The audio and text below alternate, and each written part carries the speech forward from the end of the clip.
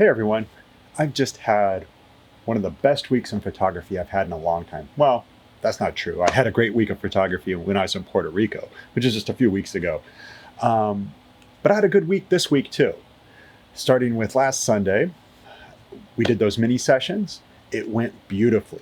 People donated so much stuff to the caring cupboard that I'm going to take in this Tuesday. I'm looking forward to it. Um, because it's a lot of stuff. I'm gonna have to be doing. I'm gonna have help with me to get it into the caring cupboard, and I think they'll be excited to see how much stuff people donated. It's gonna be great.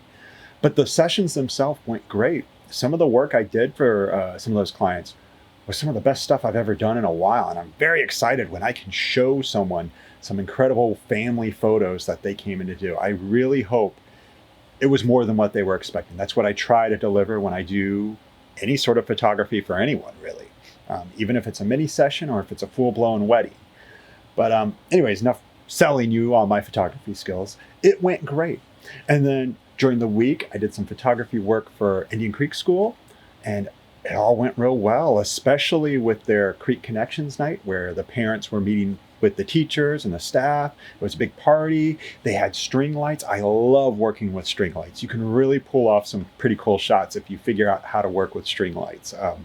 So if you're looking for something to practice, go buy some string lights from Target or Walmart or someplace and just practice them. You can get them cheap, like $5 sometimes. They're not the best, but if you're just practicing, they're pretty good. And then ended off with another photo session for the school there on Friday. That went really well, I think. And which brings us to this weekend where I sort of struggled a little bit, to be honest.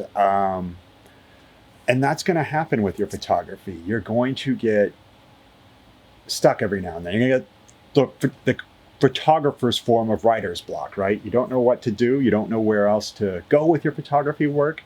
And that's kind of what the point of this video is. It's some techniques you can use to get unstuck from that, because this is one area where I've seen a lot of great photographers sort of burn out of the field of photography too early, if you ask me, because they didn't know what to do. They got stuck and they didn't know where to go. And you kind of get bored when you get stuck, and then you just go somewhere else to a completely different field. And yeah, it's interesting because it's new, but if you really hammer down and apply yourself when you get stuck at these points, you can work your way out and you can discover a whole new world. You can get that momentum again, right? With your creative side. So when I get stuck like I am now, one thing I do, and one thing I've been doing these last 2 days, I would say, is go back to the basics. Go back and do basic photography techniques and practice them again and again. You can always practice the basics. You always need to practice those. Those always need to be in sharp form for you so you aren't forgetting them when you go out and get a creative idea, or when you get a client, or whenever you're just taking pictures in general. You want those basics sharp so that you're just doing them just on autopilot. You just do them. You're not even conscious about doing them. It's in your subconsciousness. You bring that camera out and you are just naturally doing them. That's why you just keep practicing again and again and again and again, because that way they're just on autopilot. You bring that camera out, you're just doing them naturally. And what I consider basics and what you consider basics and what some other photographers are going to consider the basics are completely different things. That's where you're going to really have to define what are the basics for yourself. Yeah, you can read about what magazines consider the basics, or what other, written books will say the basics are. But for you, your particular style of photography, how you handle your photography equipment, how you handle your camera, what are the basics for you, and work from there. And do it again and again. And yeah, it's going to get boring. It's going to get very boring, because you're stuck, right? But that's the first step. Gets your mind working in that mode to figure out this problem. Why are you stuck and all that stuff? And that way, when you get unstuck, when you get out of this mess where you're not sure where to go, when you find direction, you will have the basics fresh in your head. It'll be like a running start, and it'll get you that much closer to that creative direction that you need to go. You'll get you through it faster, and you'll be more successful in that direction. The next level you should go to is look at some of your previous work Sit down and look at those moments where you say, yeah, that was a great photo session. Let me see what I did there. Many times you'll find that it's not as great as you remember it. Now, don't get me wrong, the people you did the photography work for, or your friends or family, they will think it's great work. But now that you've sort of matured more and have advanced more in your photography world, your eye is going to see it differently. So don't be surprised if going back, you're like, that's not as great as I remember it. Doesn't matter. Just sit down, look at it, see what you were doing. Look at the creative side of it, not just the photography side of it, not the technical detail. What was working creatively with it? And just try to take it apart from there. And that's probably not going to get you unstuck either. So another thing you can do, and I highly recommend just doing all times in general, is go look at the works of other photographers, right? And you can do that by going online, social media. Go look at Instagram, go look at Facebook, go look at Twitter if you want. All of them have a search bar. Type in photography and just start looking. And if you want a specific direction, if you're like, what can I do better in, say, family photography? Type in family photography. You will get an endless assortment of photos of family photography if you type that in, or whatever type of photography you type in. And if maybe that's not the problem. Maybe you need to look in other types of photography in general. Maybe you are a family photographer and you need to get away from that a little bit. Go look at nature photography or sports photography. Go look at other types of photography. Maybe that's what you need to do, or do both, right?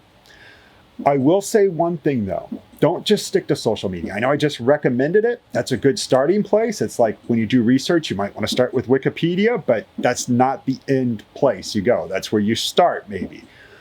Go look, find some names through social media of famous photographers or photographers that are doing the sorts of styles you want, and go check out their websites, because I guarantee you they're posting something completely different or at least slightly different from what they're posting on social media. A lot of what social media forces you to do is doesn't force you, but it encourages you to go in one direction or another, particular directions with your photography when you're posting them online. And the way it just works, you sort of get molded in that direction whether you want to or not. So go look at their personal websites, because that's what they're showing their closest clients. That's what they're showing the clients who are taking the next step and saying, I want to check this photographer out. Let me really see what their work is about. And that's where these photographers are really going to show off who they are and what they're about. And you're going to get a completely different, well, not completely, but you're going to be getting a different style of work from them that you may not normally see. Another option, if you don't want to do all that, go to your library. There's a lot of photography books out there, and there are a lot of them in your local library, more than likely. And you might even be able to get them online and download a digital version of them, depending on what type of system your local community has with library books and all that stuff. But go check those out, because that'll get you a different perspective as well. If you want to go really cheap, go to the bookstore. But these days, most of those are all covered and all that stuff. You can't even really look through them, but some of them you can, and take a look through there, and just look all around for different works from different photographers and sort of get some inspiration from that. And it may not come to you immediately, but at some point it'll be cooking in your subconscious, and eventually you'll have that aha moment. And we'll get to that in a second.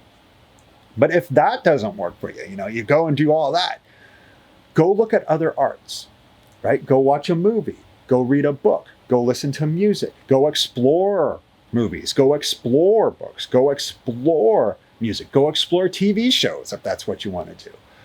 Go explore these other mediums, go explore YouTube. There are videos on there, But here's the catch with that one. And you can do this with the other ones as well, but particularly with this one. Let's say you go watch a movie. Sit down and break it down after you watch it. Why did this movie work for you? Why did this scene work for you? Why did that scene work for you? What was going on there that made it work? Look at how they frame the scene and all that stuff. Or why didn't it work for you? What was going wrong? Why wasn't it connecting with you? Break it down, criticize it. Really figure out the mechanics of the whole movie or bits and scenes of it and that stuff. Same with books. What's working? What isn't? Music. Why is this song generating this emotion from me? Because that's what music does, right? Or why isn't it generating this emotion from me? Why is it not working? Why is it working? What is it, the genre that's working for me, or is it just the song, right? Is it the lyrics? Is it the tone? Is it all of it just happening to be the right mix? Really explore that stuff and criticize it and break it down piece by piece, I should say, and see what you can pull out of that. And as you're doing all this, your brain will be working with all this in the subconscious, and you'll be taking a shower one day, or you'll be brushing your teeth, or you'll be walking, or you'll be in the middle of a second job if you've got that, or you'll be doing something, and you'll have that moment and say, wait a minute, that's what I need to do with my photography, or that's an idea that I can do with my photography, or that's a direction I want to go. And when that happens, it's very important that you stop what you're doing and write that down. Don't let the idea just fade away, because it will disappear like a dream, and you'll go back to it later and you're like, what was that idea I had? You need to write it down then and there. You can put a note in your phone. You can write it down on a piece of paper. Just get it down so you remember what it is, because you will forget it. Something will interrupt you. The dog will interrupt you. The cat will interrupt you. Your kid will interrupt you. Your neighbor will interrupt you. The TV will interrupt you. The phone will interrupt you. Something will break your concentration and you will not remember it. Write it down then and there, because then you'll be able to work with it later. You'll be able to go back to that note and say, oh yeah, that's the direction I want to go. And it doesn't have to be a full detailed thing. It can be as detailed as you want it to be. If you are a detailed oriented person and you need every little piece there, take the time to do it all then and there. If you just need a few lines and that's all you got time for, do that there. But just make sure you jot that idea down, because you may not remember it later, especially if you get interrupted, right? You may not remember it between the moment you have that aha moment and the moment you get back to your camera or get time to work with your camera, right? So that's what you need to do. So those are just some ideas to help you get unstuck. They might apply to other creative fields. You might want to try it if you're in other creative fields, although I don't know why you'd be looking at this video, a photography video, if you are in other creative fields, but whatever. I hope this helps, and have a great day, everyone. And thanks again to everyone who donated for the carrying cupboard. It was wonderful. I'm going to do it again this upcoming season, and I'll probably keep doing it every season, I think, because I really like helping the carrying cupboard, and I really like the help that the carrying cupboard does for the community, and I just like the general happiness everyone had for the session. So anyways, keep an eye out for that, and have a great day.